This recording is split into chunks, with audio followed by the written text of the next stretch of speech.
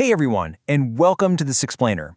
Today, we're pulling back the curtain and completely demystifying one of Java's most beautifully complex yet absolutely essential data structures, the hash map. Look, if you've ever written a single line of Java, you've probably used one. From the outside, it looks so incredibly simple, right? You put a key in, you get a value out. Easy. But internally, there is an absolute masterclass in data structure design happening right beneath your fingertips. Okay, let's dive into this, because O of 1, or constant time, is basically the holy grail of time complexity. And the speed for insert, search, and delete, that's the magic we are about to uncover today. A hash map is famous precisely because it can perform these operations in O of 1 time. It literally doesn't matter if you have 10 items in your map or 10 million items. It can find exactly what you're looking for almost instantly. How on earth does it manage that? Well, here is our roadmap for today. Consider this your ultimate interview prep guide, taking you from basic theory all the way to advanced Java 8 optimizations. We'll cover 1. The magic of HashMap, 2. Arrays and hash functions, 3. Handling hash collisions, 4. Inside put, get, remove, and 5. Hashcode, equals, and interviews. Let's start with Section 1, the magic of HashMap. So we really have to ask the fundamental question. How can a structure that just takes a random key and a value be so incredibly fast? What is it actually doing?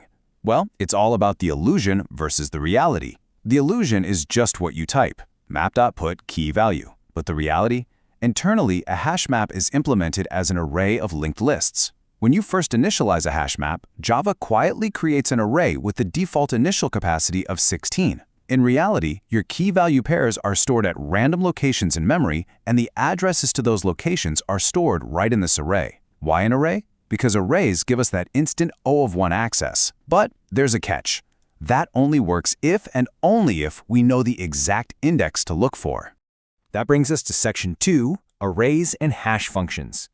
Think about it. We have a string key, like a person's name, but we need an integer array index to store it. How do we bridge that gap? We do it through hashing. Hashing is basically the mathematical bridge between the illusion of simple keys and the reality of array indexes. By passing our key through a hash function, the computer generates a small, consistent integer. This integer tells the hash map exactly which index in that 16-slot array to use. And this is exactly how the computer avoids having to traverse the entire array one by one to find where a key value pair lives. It just does the math and jumps straight there. So the crucial point is, for this to actually work, a hash function must follow a few golden rules. First, the exact same input must always yield the exact same integer output. If I hash the name Sham, it better give me the same number every single time, or I'm never going to find my data again. Second, different inputs should ideally yield different outputs, to keep our data nicely spread out. And third, that output integer becomes the exact storage address or index in our array. Moving right along to Section 3, Handling Hash Collisions. But, what happens when the perfect hash function isn't quite so perfect? What happens when two different keys end up with the exact same math result?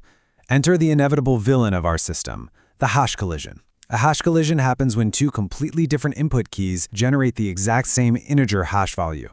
So let's say you hash the key sham and the function spits out index number 2. Great. But then you hash the key canal and the function spits out index number 2 again. Uh-oh. Both distinct keys are now pointing to the exact same spot in the array. If the hash map just overwrote the data, we lose sham entirely. The incredibly clever solution here? Linked lists. Instead of overriding the data, the hash map creates a chain of nodes at that specific array index. Sham sits safely at index 2, and when Kunal arrives, the hash map just attaches it right to the front or back of Sham like a chain. This is exactly why the internal structure is an array of linked lists, rather than just a plain, boring array.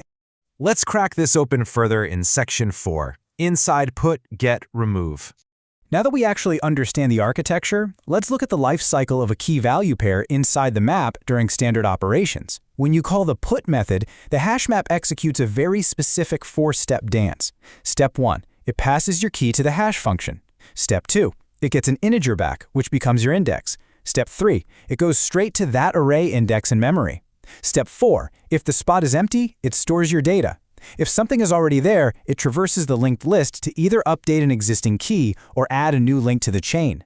And remember, get and remove use this exact same O of 1 lookup flow to find the data. They just hash the key, jump to the index, and then either fetch or delete what's there. Now, what's really interesting about this internal structure is the anatomy of the node object itself.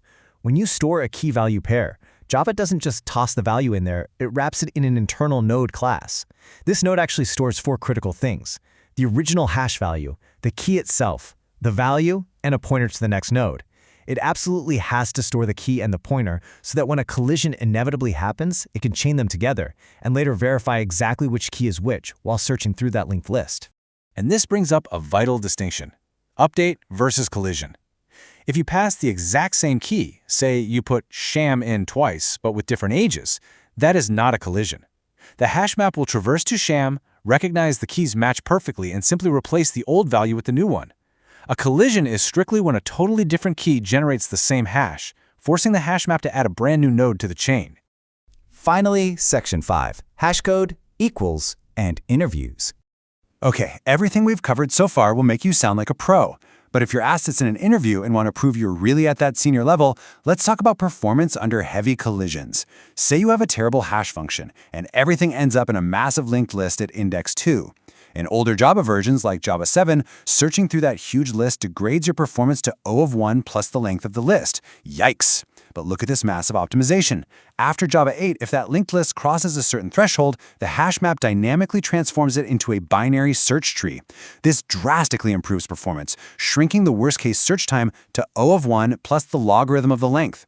Dropping this Java 8 optimization in an interview is basically guaranteed to impress. And this brilliantly illustrates how Java relies on 2 native object methods to make all of this work: hashcode and equals. They have strictly separate roles, guys. Hashcode is solely responsible for generating the integer array index, and it executes as the very first step. But when a collision happens and the hash map is traversing a linked list looking for your specific data, it calls the equals method to verify the exact key match. So, pro tip, if you ever create a custom object to use as a key, you must absolutely override both of these methods correctly. All right, let's rapid-fire summarize this ultimate interview checklist. If they ask about HashMap architecture, you confidently tell them, the underlying structure is an array of linked list nodes, the default initial capacity is 16, hash collisions are solved by chaining nodes in a linked list. Advanced collisions are optimized in Java 8 by converting long lists into binary search trees. And finally, the entire mechanism is driven by the hashcode I and equals methods working flawlessly together. Before we wrap up, I want to leave you with a provocative thought experiment to test your new knowledge.